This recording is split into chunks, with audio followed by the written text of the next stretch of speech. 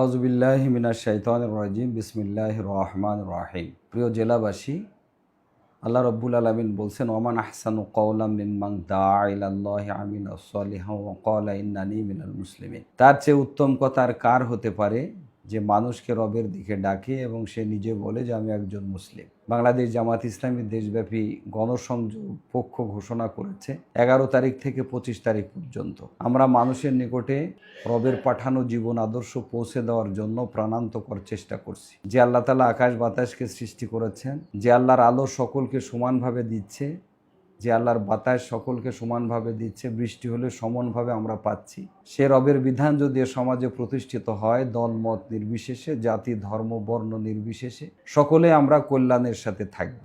এ দেশটা 54 বছর স্বাধীন হয়েছে, অনেকেই এ দেশটাকে শাসন করেছে। সকলের প্রত্যাশা ছিল ন্যায় এবং কল্যাণমূলক একটা রাষ্ট্র গঠন করব, কিন্তু বাস্তবে আমরা সেটা পাইনি। কারণটা হচ্ছে কি যে আমরা দেখেছি প্রত্যেকে এসে বলেছে সৎ এবং যোগ্য নেতৃত্ব না পাওয়ার কারণে একটা কল্যাণ রাষ্ট্র তারা উপহার দিতে পারেনি।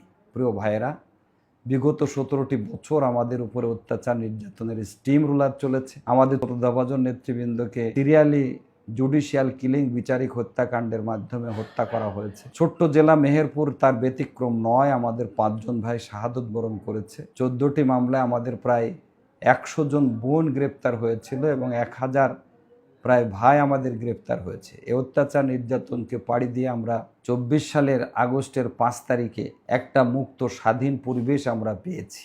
এই মুক্ত স্বাধীন পরিবেশে দল মত নির্বিশেষে, জাতি ধর্ম বর্ণ নির্বিশেষে সকলের কাছে আমরা আমাদের দাওয়াতটাকে পৌঁছায় দিতে চাই। আমাদের লক্ষ্য প্রিয় জন্মভূমি বাংলাদেশ, এদেশে সকলে তার অধিকারকে ফিরে পাক।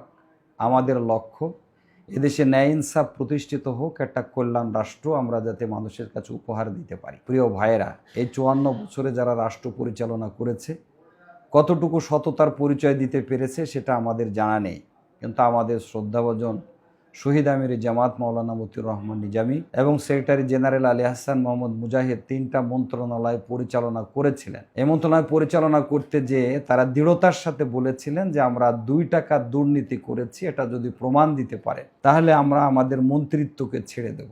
আমরা মন্ত্রিত্বের কারণে আমাদের আখেরাতকে নষ্ট করতে চাইনি। বাংলাদেশ জামাত ইসলাম চলমান একটা বিশ্ববিদ্যালয়, যেখানে ন্যায় এবং ইনসাফ ভিত্তিক একটা সমাজ এবং কল্যাণ রাষ্ট্র প্রতিষ্ঠার উপযোগী এক ঝাঁক নেতৃত্বের উপযোগী জনগোষ্ঠী তৈরি করে যাচ্ছে, যারা শতভাগ একেবারে কেন্দ্র থেকে নিয়ে ওয়ার্ড পর্যায় পর্যন্ত ইনসাফের সাথে মানুষের পাশে দাঁড়াবে, কল্যাণ করবে, ইনসাফ ভিত্তিক সমাজ এবং রাষ্ট্র প্রতিষ্ঠার জন্য অগ্রণী ভূমিকা পালন করতে পারবে। প্রিয় জেলাবাসী, এজন্য আপনাদের কাছে উদাত্ত আহ্বান রাখছি, 25 তারিখ পর্যন্ত আমাদের যে সমস্ত ভাইরা আপনাদের কাছে আমাদের দাওয়াতকে নিয়ে যাবে, আগামী দিনে যদি আমরা এই দেশের পরিবর্তন চাই, বাংলাদেশ জামাত ইসলামের সহযোগী সদস্য হয়ে এই আন্দোলনকে বেগবান করবেন এবং আগামী দিনে একটা পরিবর্তনের প্রত্যাশা করবেন, এইটাই আমাদের আহ্বান। আশা করি আগামী দিনের এই পরিবর্তনের প্রত্যাশায় আপনারা আমাদের সার্বিক সহযোগিতা করবেন। এই প্রত্যাশায় আমি সকলকে আহ্বান রেখে আমার কথা শেষ করছি। আল্লাহ হাফেজ।